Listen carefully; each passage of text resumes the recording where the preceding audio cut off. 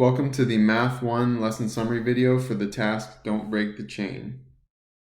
A solidify understanding task, so if you look with me at the top in purple, the purpose of this task is to reinforce that geometric sequences have a constant ratio, commonly called R, and to allow practice with a real-world scenario of a geometric sequence.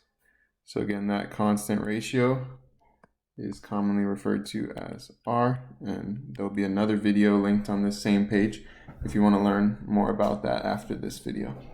So we got this email in the task. I trust that you've read it already from your module. So Bill here is sending out a chain email, which I personally am just not a big fan of chain emails, but that's okay. He's got to do what he's got to do for his business. So in his email, he's sending a letter asking everyone he sent it to send it to 10 more people.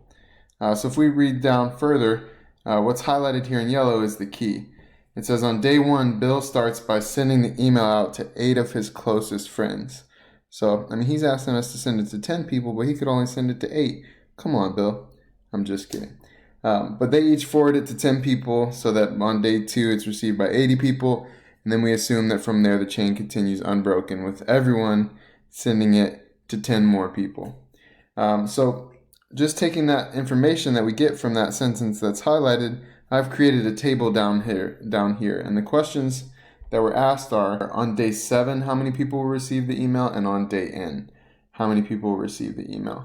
So let's just keep it going here. So we have 8 people on day 1, 80 on day 2, 800 on day 3, 8,000 on day 4, 80,000 on day 5. I'm just multiplying by 10 every time. 800,000 on day 6.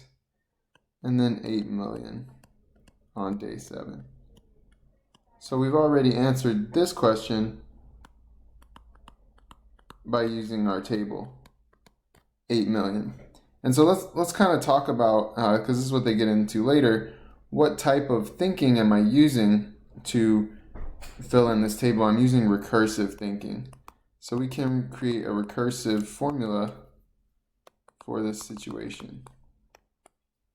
So we have f of n, the next number in the table I got by taking the previous number represented by f of n minus 1 and multiplying by 10.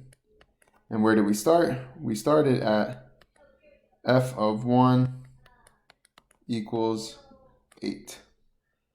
And so in order to answer the day n question, what we really need to do is come up with an explicit formula. So let's think about breaking down the numbers that we got from the recursive formula. So I started with 8, and then I had 80, which was 8 times 10. And then I had 800, which was 8 times 10, the previous one, times 10 again. And then I take those 3 things and bring them down, 8 times 10 times 10, and I multiplied that by 10. And so I take that and I do times 10 again, and this time I'm going to start to kind of break down another way of writing that. So I have 10 times 10 times 10 times 10, or if I want to think about that, that's 8 times 10 to the 4th power. So to find the number of people who emailed on the 5th day, I'm doing the 8 who started times 10 to the 4th power, because we've multiplied by 10 4 times, representing each of the days after day 1 to get to day 5.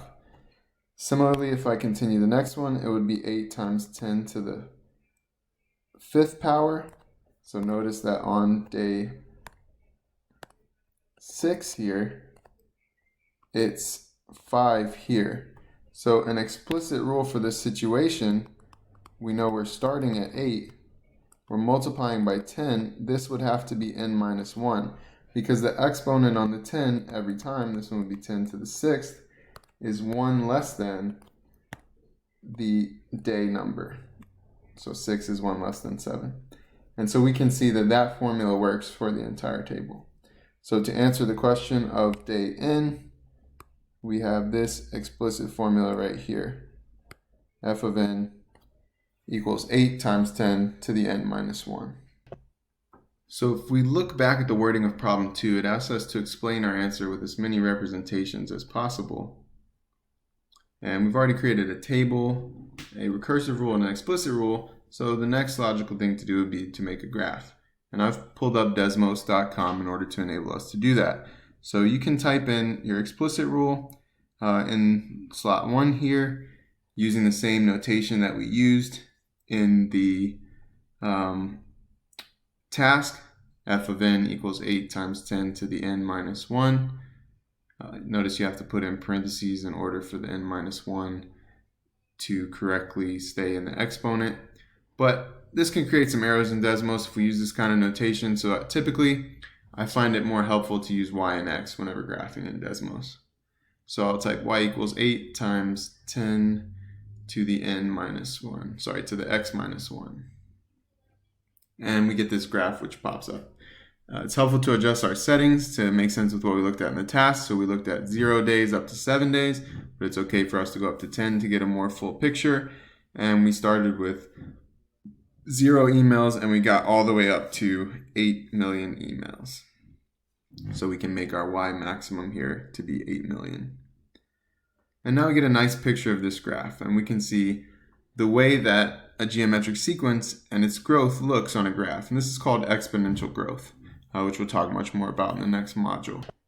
So a nice thing with Desmos is we can quickly convert this graph to a table. So click on settings, click on duplicate, click on convert to table, and we can use this if we input the same values 1, 2, 3, 4, 5, day 6, and day 7 to check the table that we generated. We do see that we get the same thing. And so the third question that's asked in the task is, if Bill gives $4.95 to every person who gets the email and comes in and buys this promotion, how much money will he lose? So we need to add up each of these numbers. We need to add this 8 with this 80, with this 800, 8,000, 80,000, 800,000, and 8 million. And when we do that, we get 8,888,888 people coming in, each one spending $4.95. So Bill is going to spend a whopping $43,999,995.60 on this promotion. So almost $44 million. So I would advise Bill to change it to a BOGO promotion so that if his profit margins are high enough, at least he's going to be making some money off all these people that are coming to his ice cream shop. He's also going to need a really big ice cream shop. Thanks so much for watching. I hope this was helpful. If you need help specifically with the Ready, Set, Go homeworks, remember to check the student support site in Canvas for aligned videos with each RSG section.